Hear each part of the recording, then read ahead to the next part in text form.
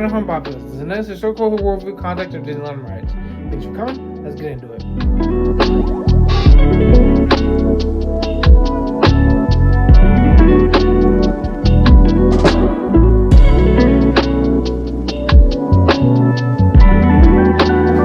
During the construction of the park, dirt from the excavation of Sleeping Beauty Castle moat was piled in between Fantasyland and Tomorrowland. When the park opened, the area dubbed Holiday Hill and later Lookout Mountain was improved with benches and pathways to encourage its use as a picnic area. After the opening of Disneyland Skyway in 1956, Walt Disney conceived the idea of a toboggan ride. When you can bobble things together, when you think of an adventure together, when you think of the height of being scared, what is the number one fear you have about riding a ride like this? But at the same time, what is the limitless bound of the ride itself? What can you take away from the ride in itself? The thing is, when it comes to two things, the ride in itself and the way you view the ride are two very different combobulations. And with that being said, there's no other way to really say it, but Matterhorn Bobsleds is an adventure known to be. And all the rest of it is just kind of in the motions. The ride of motion goes through a deep tunnel, riding on an incline, then going down and being chased by a Yeti, or abominable snowman. And the abominable snowman on this ride has a new feature. It's been new for a while. The abominable snowman can move in different directions and be more advanced, as it were. And the thing is, that's what this thing is all about.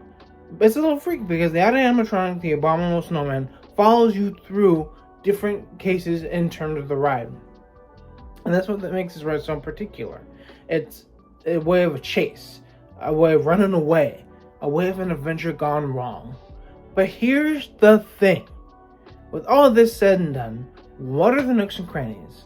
What can we take away as a result of this ride in terms of the little things that we don't notice?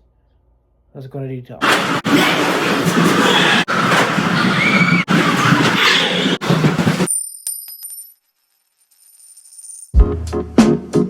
Walt Disney intended this ride to be an adventure. He wanted this ride to be a junction with a bobsled ride that has, well, adventure to it, a story. That's what this all is. It's still a story. A bobsled being chased by a abominable snowman going down a mountain. That's what this story is all about. But the thing is, with all the nooks and crannies, all the things that we don't see, like for instance, there used to be a basketball court in the Matterhorn ride, as it were, all the way to the bobsled's motion and carry. Like for instance, we don't notice this until we're older, but the bobsled does kind of jerk you around a little bit. That's okay for kids because they don't feel it, but as adults we grow into it and we see the very problem with this ride, as it were, the jumbleness of it almost. It's almost like growing up when going on Ghost Rider and noticing that wooden roller coaster, growing up and realizing the roller coaster is a little jaggedy at some point. This ride is something that can be replicated sometimes into other things, but the bobsled junction, along with the theme, is what makes this ride and story different. Disney does it different. Disney does a story. They're not limited by the bounds of what can make them, well, the same as everybody else. They're limited by the bounds of what can make them different from everybody else. And that's what this ride is about. What can we see as a result of this ride being something else? Well, the abominable snowman, the idea of bobsleds, and Matterhorn just being the symbol, in some cases, of Magic Kingdom. Well, not Magic Kingdom, Disneyland, in terms of where it stands by in the park. The height of it next to the castle. But here's the thing.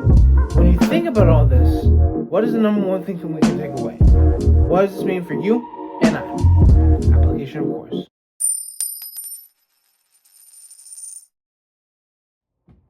So, the thing is, when it comes down to everything that we know now about Disneyland rides, Matterhorn seems to exceed the amount about the imagination worth intaking. The beauty of making a ride with such intakes of multiplicity that overrides everything that we know about what we can see in an adventure. The thing is, when it comes down to it, there's one thing you should take away from this. The beauty of a ride, the adventure of a ride, the story of a ride, doesn't have to be as clear-cut as you can see it. Sometimes it's embedded in the ride. And well, how good is your vision? How good can you see your own life in spite of the adventure that you take? And what are you doing to meet the needs of your own adventure for its own sake? Thank you for my application. Let's continue forward. Thank you for along the Thank you for this historical Worldview content of Disneyland rides. There are more rides in the future, so keep an eye out for those. Also, the mission is 1,000 subscribers. You guys know me get there by hitting the like and subscribe button right on the screen. Also by hitting that bell. Leave a comment if you can too. Also, take a look at my Patreon. Thank you again, and peace.